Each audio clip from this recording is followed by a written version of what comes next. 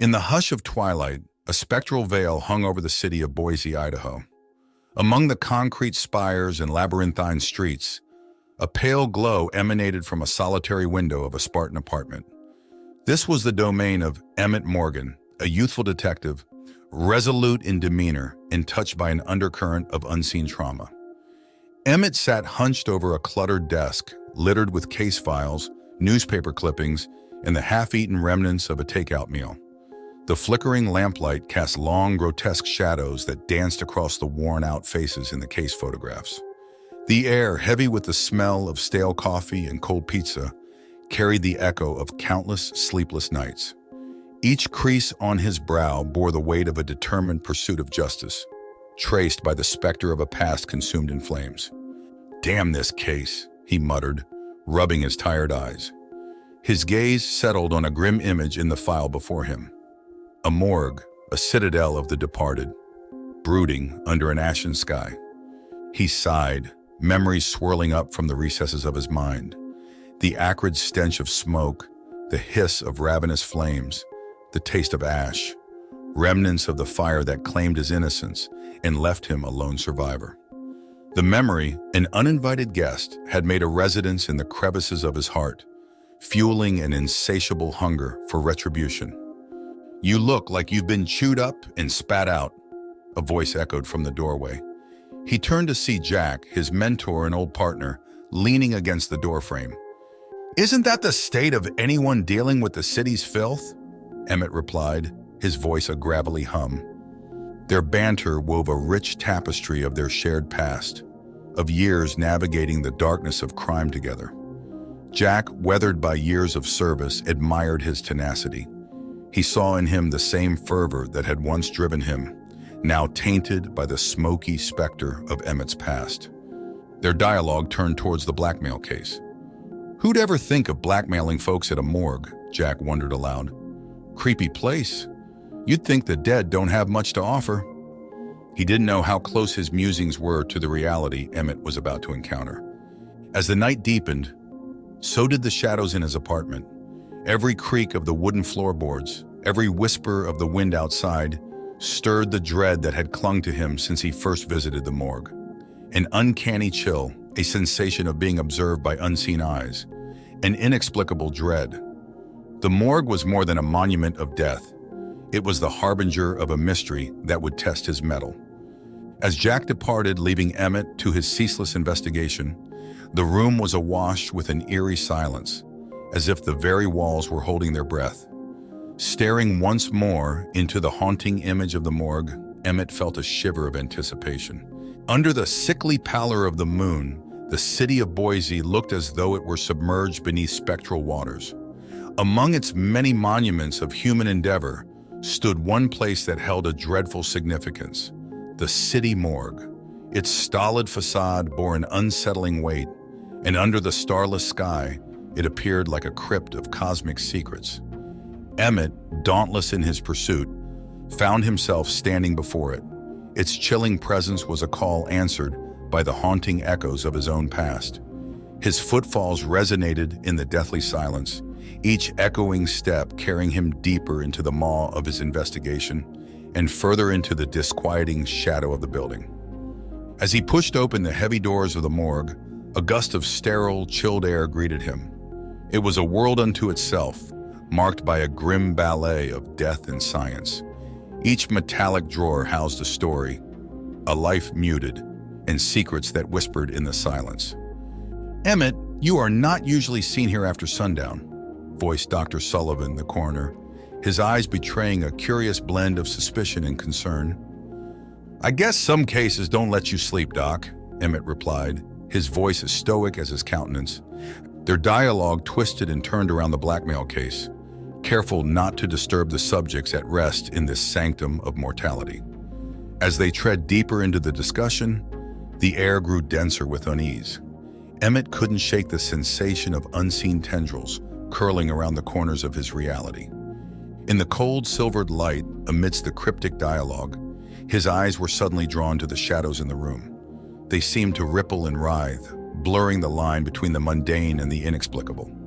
Shivering, as if touched by an ethereal chill, He closed his eyes only to find a vision awaiting him. A landscape stretched before him that was unlike anything he knew. Geometry seemed broken and reassembled into impossible structures. There were shapes, enormous and formless, pulsing in the distant void with an overwhelming, humming resonance. It was a dreadful symphony of the unknown. Blinking, he was back in the morgue. The echoes of the monstrous vision resonated within him, threatening to disrupt his grasp on reality. But the steadfast detective, bound by his past and driven by his quest for justice, pressed on, the echo of his past trauma and his unsolved case merging into an inextricable nightmare. His discussion with Dr. Sullivan concluded. He left the morgue, the cryptic vision gnawing at the edges of his thoughts. The nocturnal city stretched before him, as silent as the grave, the spectral moonlight washing over the world, adding an ethereal sheen to his unsettling encounter. Beneath the cape of twilight, the cityscape of Boise revealed itself in hushed whispers, echoing tales from the living and the departed. Amidst this dichotomy of life and death, Emmett Morgan found himself lost in the labyrinth of his own memories and visions. Retreating to the solitude of his apartment after the unsettling encounter at the morgue, he was gripped by a sense of melancholy.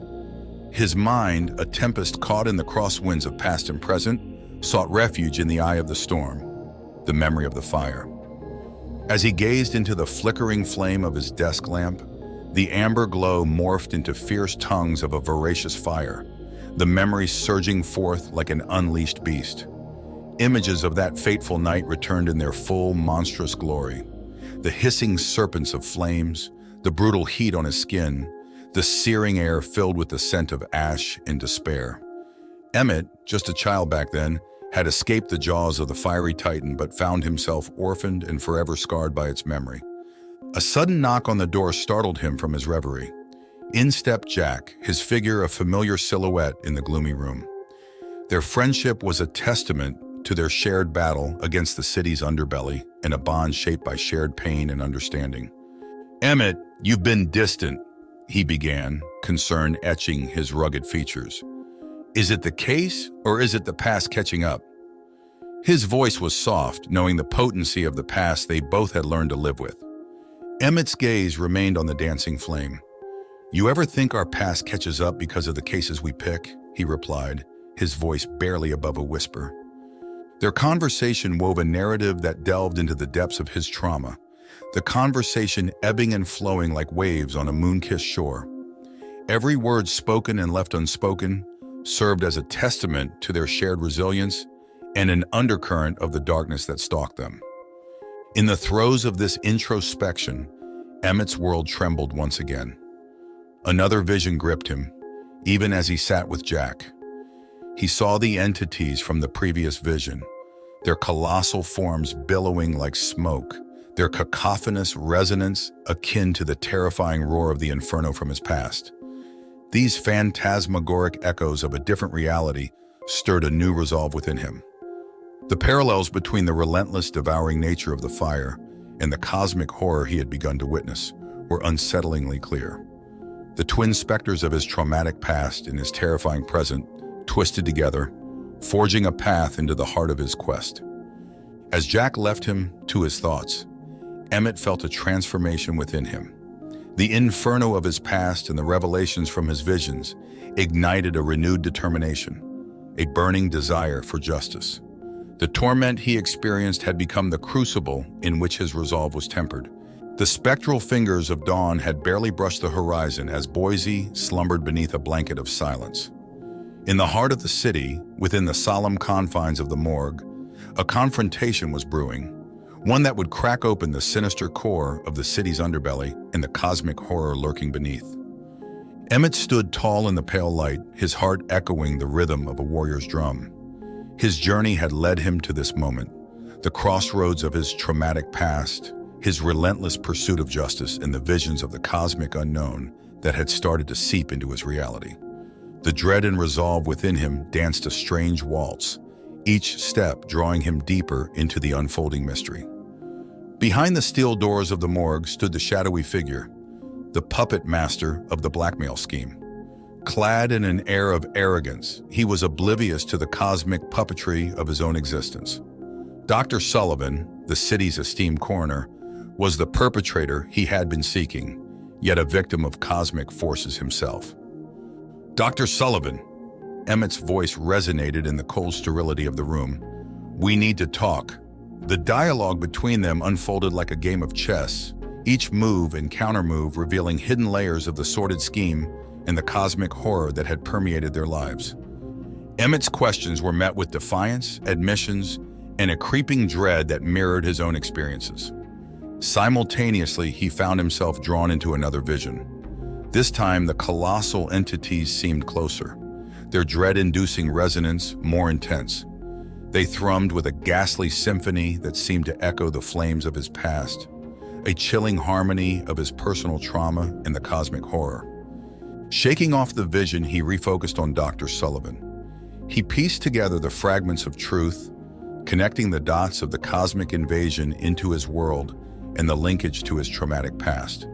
The morgue had become an epicenter, a node between their reality and the cosmic realm, with Sullivan, unknowingly, as its harbinger. In the climactic confrontation, Emmett, fueled by the burning desire for justice and revenge, overcame Dr. Sullivan, freeing the victims from his treacherous machinations. Yet he could not forget the visions that intertwine with the resolution of the case. In prevailing, Emmett was irrevocably altered. He had unveiled a fragment of the cosmos, a reality that would forever cast long shadows in his world.